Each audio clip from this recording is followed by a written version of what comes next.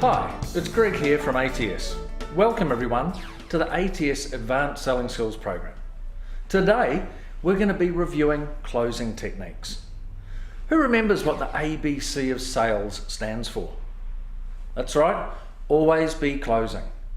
That's what we've got to do every time we're out and about talking with our clients. We've got to remember we're looking to close because that's our job.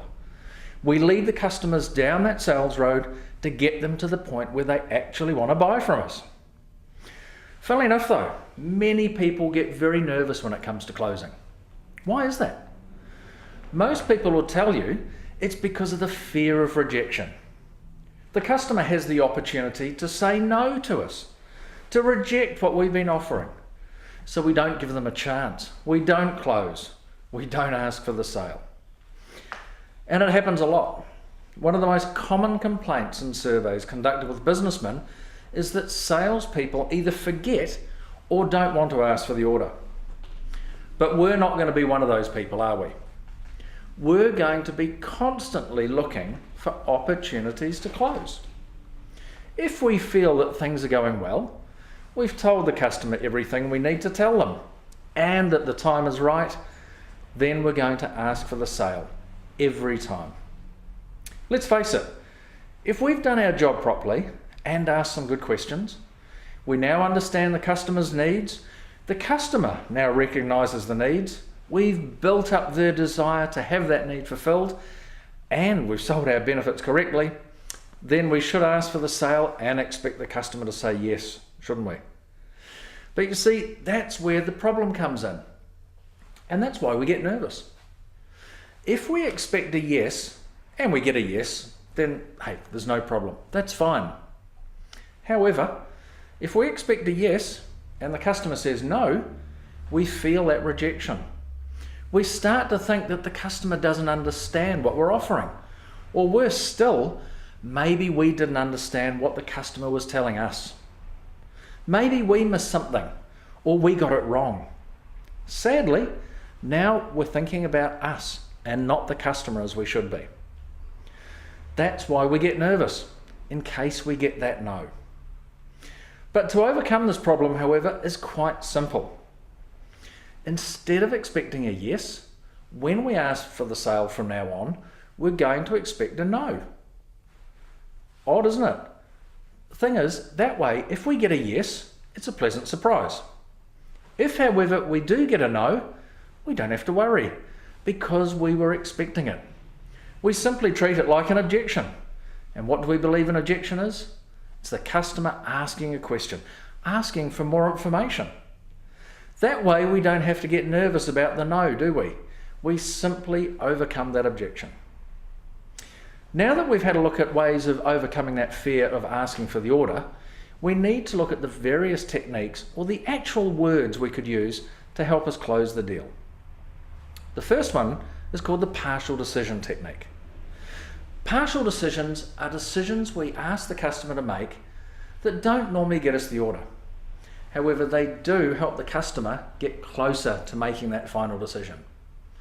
We could ask things such as, what type would you need? Should we include delivery in the proposal? Or how many would you like? Once the customer has made enough of these types of decisions, effectively ticking off all the boxes, you can then finish off the process by saying something like, well, as we can meet all of your requirements, would you like me to get that underway? The next technique is probably the one we use most often, and it's called a direct close. We ask the customer to make a yes or no decision. Shall I get that underway? So are we okay to proceed? Could I book that in for you? While it's the one most of us use most of the time, it may not always be the best way to ask for that sale. When people are asked to make a decision like this, you're effectively asking them to give you total control of the process from then on. And some people don't like losing that control.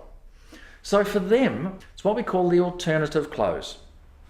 The alternative close gives the customer 2 or more options to say yes.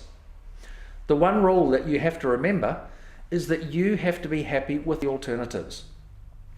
If, for instance, you want to sell a minimum of 2 pallets Then you might say, as you're happy with the price, would you prefer 2 or 3 pallets? Don't offer them 1 or 2. By giving the customer a choice like this, they'll feel as though they've retained some form of control, and they'll often feel happier to say yes to one of those options. These techniques work well if you're comfortable that the customer is ready to make a decision. If, however, you're not sure, then we can test them.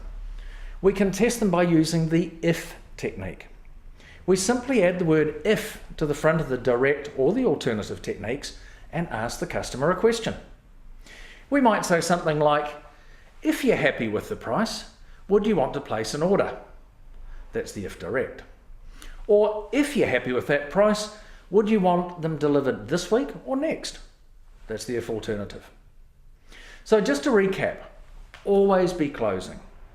Always expect a no when you ask for that sale, and use one of the techniques we've just discussed. If you do, I'm sure you'll find closing far easier and far more successful. What I'd like you to do now is spend some time practicing each of the different closing techniques using the ATS cards. See if you can use each technique for each of the different cards in the deck.